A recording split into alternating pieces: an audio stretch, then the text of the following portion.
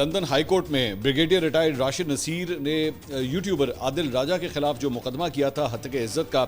उसका फैसला जो है वो आज अनाउंस कर दिया गया, जिसके मुताबिक आदिल राजा को हर्जाने और अदालती अखराजात की मद में 13 करोड़ रुपए जो है वो जुर्माना किया गया है और उन्हें कहा गया जनाब ये पैसे जो है वो आप देंगे।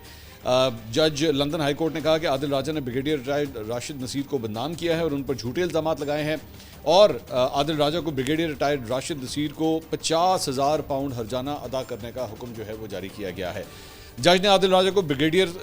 राशिद नसीर को अदालती अखराजात के तकरीबन 3 लाख पाउंड भी देने का हुक्म दिया है और यह अहकाम भी जारी किए हैं कि आदिल राजा अपने तमाम मीडिया प्लेटफॉर्म्स पर राशिद नसीर के केस जीतने की जो है वो खबर देंगे। इसका थोड़ा सा मैं आपको बैकग्राउंड जो है वो बता देता हूँ। ये मुकदमा अगस्त 2022 में आदिल राजा के खिलाफ जो है वो बरतानिया के हाई कोर्ट में दायर किया गया था। मतलब आप सिर्फ इससे अंदाज़ा लगा लें कि